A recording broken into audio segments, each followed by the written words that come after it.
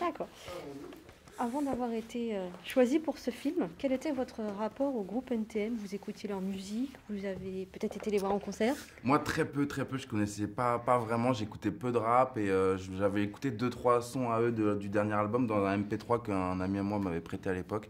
Mais sinon, j'étais assez étranger au truc. Moi, pas tant que ça. J'ai ma mère qui m'a sensibilisé très vite à la musique soul, à la musique hip-hop. Donc j'ai pu entendre des albums de Nas petit, j'ai pu entendre des albums de Lauryn Hill, et puis surtout, j'étais assez curieux de leurs interventions médiatiques relativement vite. Donc, Et alors, comment on se glisse dans la peau de Cool Chain et Joey Starr? Il y a une certaine pression? pression, oui, sans aucun doute. Ouais, il y a carrément de la pression. Énormément de pression de la part de, déjà de nous-mêmes. C'est-à-dire, on a mis la barre haute en se disant, si on sent à un moment qu'on n'y arrive pas ou que c'est vraiment trop compliqué, on n'est pas sûr de mener le projet à bien, on n'est pas sûr d'aller au bout du truc, quoi. On s'est vraiment donné un objectif, quoi. Ouais, carrément. Mais c'est aussi une bonne pression, j'ai envie de dire, parce que il y a eu le fait que très rapidement, c'est sorti, tu sais, il y a eu des articles, on a trouvé les deux acteurs et tout. Et ce qui fait que nous, dès le début, alors qu'on n'avait même pas commencé le travail, on avait une pression, des gens qui nous en parlent et des gens qui te parlent que de ça tous les jours. Donc tu es obligé, grâce à cette pression, entre guillemets, de te dire, ok, bon, bah c'est parti, quoi, c'est parti. Et j'ai pas le droit de flancher parce que là, tout le monde nous attend, quoi. Et justement, comment vous avez préparé ces rôles? Vous avez travaillé avec Joey Starr et Cool Chain, regardé des images d'archives, vous êtes peut-être allé les voir en tournée, parce qu'à l'époque, il y avait encore la tournée d'adieu. Trois choses que vous avez dites. Alors, premièrement, on allait les voir, on a eu la chance de pouvoir aller les voir sur leur dernière tournée, donc on a pu les voir en Belgique, en Suisse. Moi, en Suisse, je n'étais pas, mais en Belgique. Non, en plus, j'étais pas en Suisse. Non, c'était où? Vous Paris. êtes allé... Ah, c'était Paris? Mais si, non, mais attends, mais vous avez pas non, bougé. on a failli. Putain, non, c'est pas grave.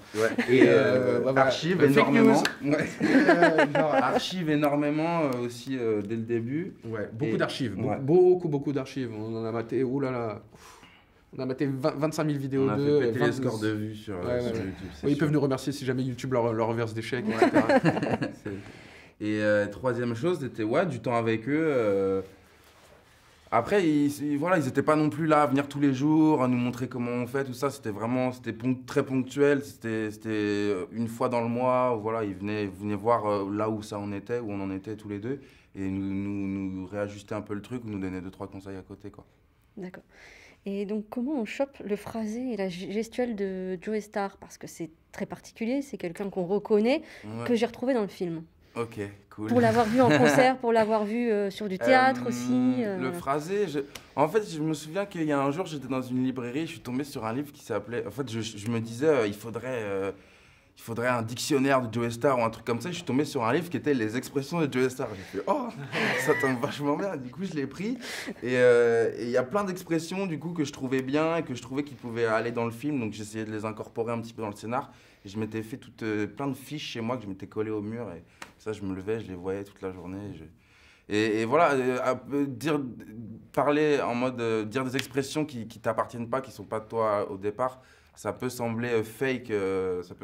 Donc, ce qu'Audrey me disait, c'était qu'il fallait que je les répète tous les jours, et que je les utilise même dans la vraie vie pour que ça m'appartienne. Voilà.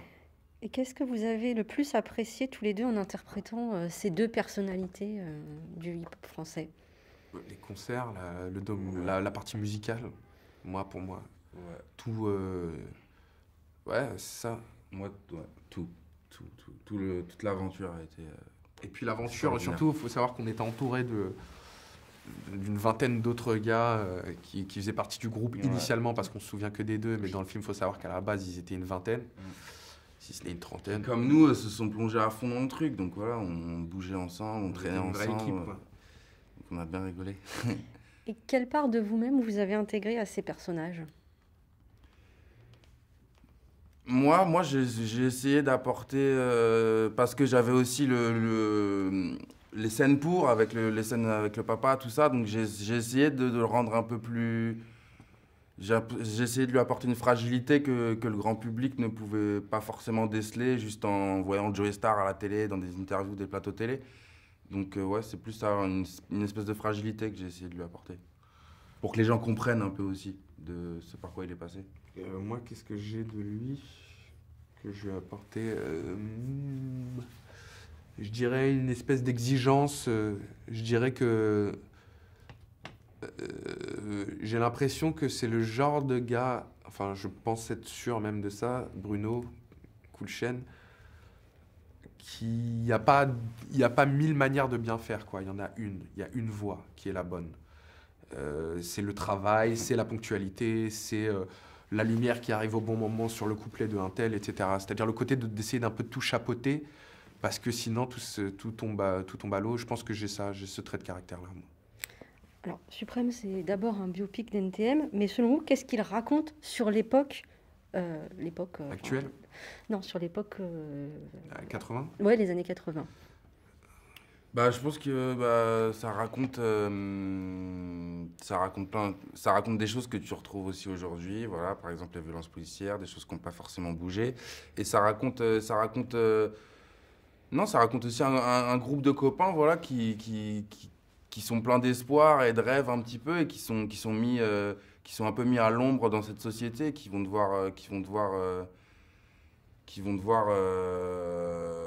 tout donner et ouais, essayer de braquer les projecteurs sur ce qui se passe et sur eux-mêmes parce qu'on les oublie un petit peu, quoi. Je sais pas si c'est très construit ce que j'ai dit, mais... C'est très déconstruit, mais c'est pas grave. Il y a le montage. Ouais. Je vous fais confiance. Et pour terminer, en quoi est-ce qu'on retrouve dans le film ce que NTM dit dans les paroles de ses chansons ? En quoi on retrouve dans le film ce que NTM raconte dans ses chansons, dans ses paroles ? C'est-à-dire, il rappait le contexte social, quand tout d'un coup on fait allusion. Le film ouvre sur un discours de Mitterrand, voilà, qui dit je vais me soucier de vous, la jeunesse a besoin d'aide, etc. Et tout d'un coup, le constat il ne se passe pas grand-chose. Donc ils sont obligés, eux, de prendre des micros. Parce que c'est leur manière à eux de crier leur colère, etc. Donc ça, je pense que c'est ce qui est le plus, le plus représentatif et de leurs paroles et du film. C'est-à-dire, les paroles illustrent le film tout le long du film. Donc voilà. Très bien, je vous remercie. Merci. Merci à vous.